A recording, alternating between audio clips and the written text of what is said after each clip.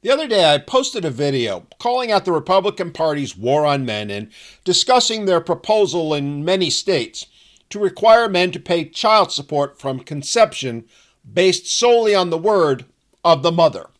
How they want to do away with due process and force men into financial servitude with no chance, no real opportunity to defend themselves.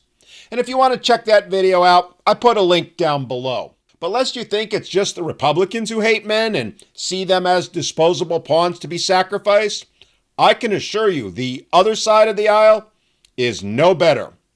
Hi, my name is Dan, and welcome back to Men Need to Be Heard, the channel dedicated to raising awareness on the issues that men and boys face in today's society. And today I'm diving into a topic that I honestly never thought in a million years I'd have to cover. One so absurd that if I didn't have the actual bill in front of me, I'd think it was a satire piece from The Onion. But oh no, my friends, it's real, very real, and it's happening in Ohio.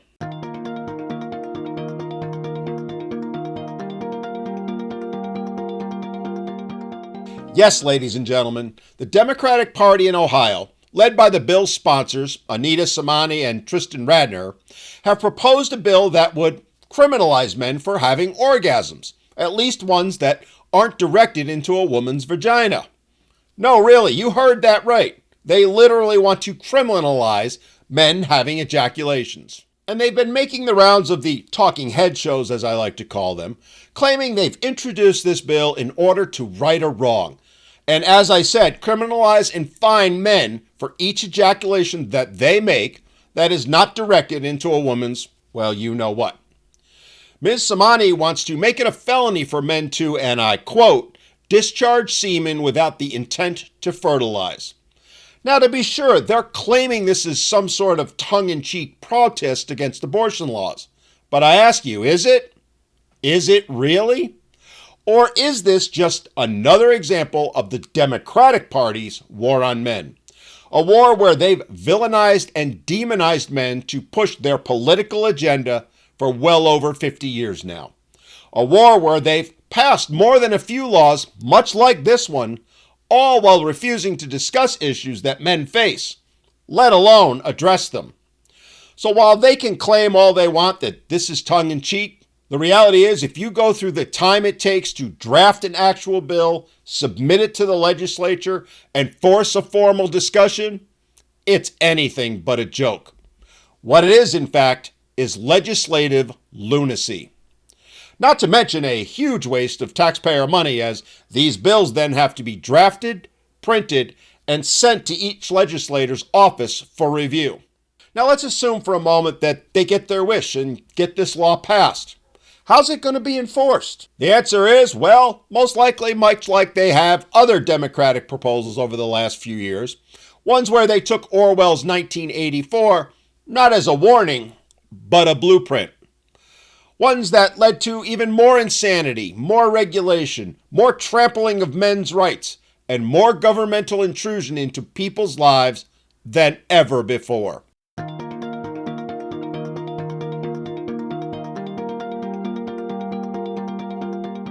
So let's talk about how they plan on enforcing this masterpiece of legal genius.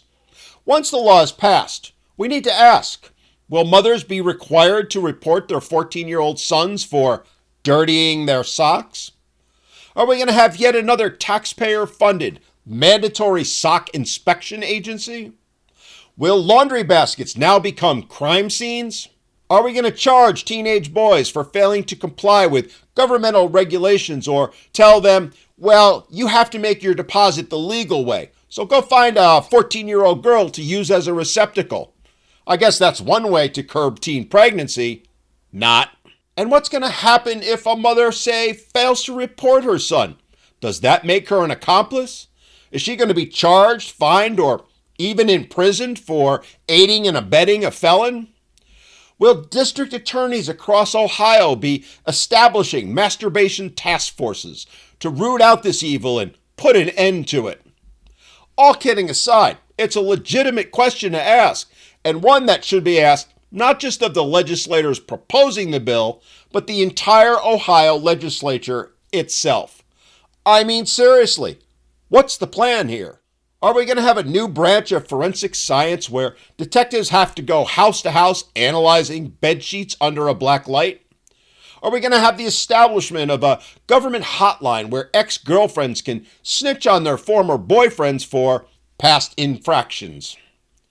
And while you may say that's all absurd, I remind you, look at the actions of the Democratic Party over the past few years and the states that they run. Look at the laws and regulations that they passed during the recent pandemic. You know, like telling people it was perfectly okay to go to Lowe's, Target, and Home Depot, but if you set foot in a small business, you were literally committing murder. The potential abuses are endless. And let's not forget about privacy. The government, which is already too involved in our lives, now wants to track what men do in their bedrooms. But curiously, not women. Gee, I wonder why that might be. I mean, it couldn't possibly be yet another example of the overt sexism and misandry that literally defines the Democratic Party. Could it? And what's next? Surveillance cameras in men's bathroom? A national database for unauthorized emissions? Again, you might think this is all funny, and yes, I'm actually trying to portray it that way to make a point. But there's also a far more serious side, and a very dangerous one at that. One which shows the complete and utter hypocrisy of the Democratic Party. What do I mean? Well, it's how this bill is a direct attack on gay rights.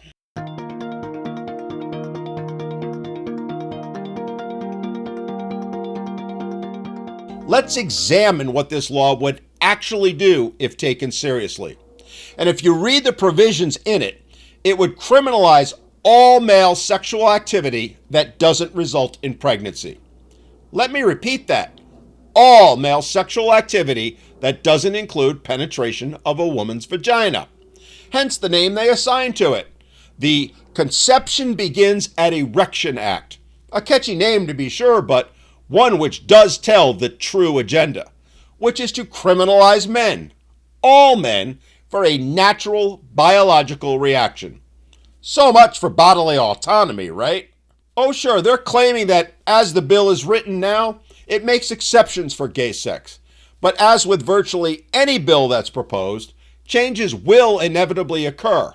Changes which could lead us down a very dangerous path. Which means, in the end, it could end up criminalizing gay intercourse and men being gay in general. That's right, folks. The very same Democrats who claim to be champions of LGBT rights are proposing a bill that could, in the end, effectively make gay sex illegal. If male ejaculation is only legally permitted inside a vagina, then by default, this bill is homophobic. How's that for progress? The very same people waving rainbow flags are now introducing proposals which, if made into law, could effectively penalize men for being in same-sex relationships.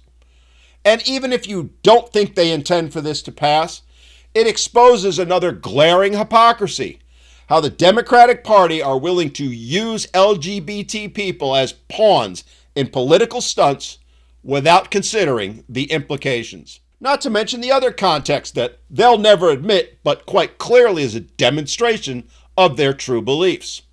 The ones they hold where they have no problem making exceptions for certain groups, ones that meet their approval, while at the same time holding others accountable that don't meet their approval. In this particular case, they've written a law based solely on someone's sexual preferences, something these legislatures claim is inherent, something they say you're born with. That's not a choice. It's eerily reminiscent of the propaganda and laws a certain evil doctor used in Germany way back when to justify certain things happening. Propaganda and laws that ultimately led to the deaths of millions of a said race. For a party that claims to be all about equality, well, I'd say their actions show far more than their words what their true agenda is. The fact is, this bill is the very definition of discrimination based on sexual orientation and preference, something the Democratic Party has long claimed to be fighting against, yet has shown to be pure fallacy time and time again. They can joke all they want, but this is yet another beautiful example of how the Democratic Party and its leaders don't actually believe in equality, as they like to claim, but instead wallow in double standards and hypocrisy, where they espouse their rules for thee but not for me agenda, especially with regard to straight men.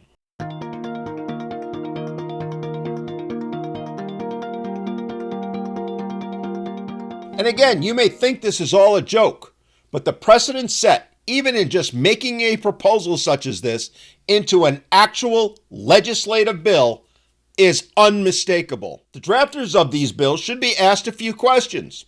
For example, do you not believe in the First Amendment and its right to private sexual expression? What about the Fourth Amendment, where a right to privacy is supposed to be guaranteed? How about the 5th and 14th, which are supposed to guarantee due process and equal protection? Are we throwing those out the window? Well, clearly Ms. Samani and Mr. Radner think so. What about the 8th Amendment, which says you cannot incorporate cruel and unusual punishment into law? I guess fining boys for having wet dreams doesn't qualify. Or does it? Again, they're claiming it's all a joke, but the reality is this bill has been entered into the legislative process and now does have to be considered by the Ohio legislature.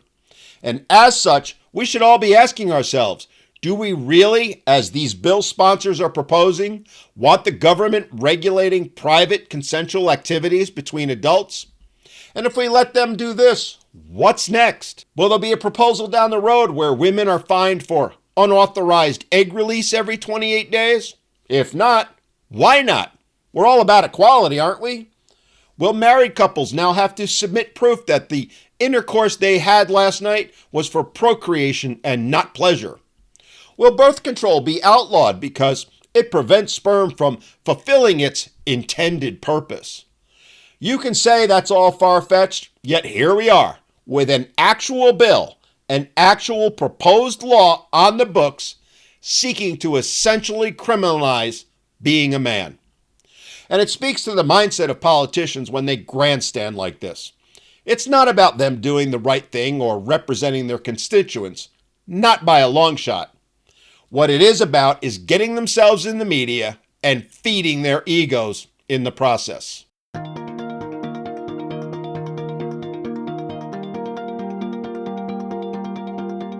It also shows unequivocally how little regard for men politicians have.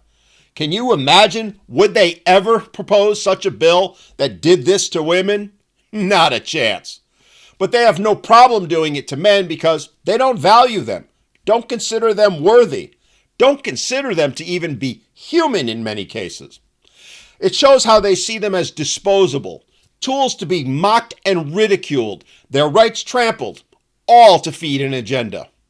The bottom line is that when lawmakers start using legislation as a tool for ideological performance art, we all lose. This is especially true when you consider how much time and money will be wasted to deal with this monstrosity and all the real issues like rampant false allegations and paternity fraud that will be ignored as a result. It's another beautiful example of how politics isn't about doing the right thing.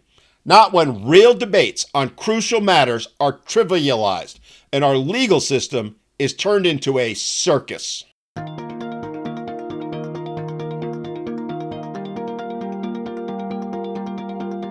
This bill, whether intended as a joke or not, represents a dangerous trend, using legislation as performance art, where sound bites, clicks, and likes mean more than actually helping people.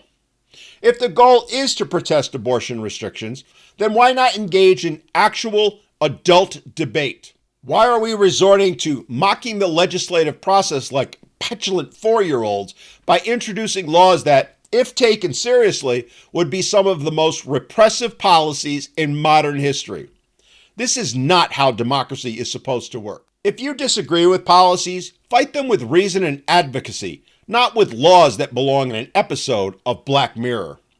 And it's why I encourage everyone watching this to reach out to the Ohio legislature and let them know what you think about this little stunt. And if this passes, and I learned long ago, never say never, I guess we can all look forward to Ohio's newest department, the Bureau of Ejaculatory Enforcement. And if you think that's never going to happen, just go look at all the agencies created to enforce getting a certain vaccine.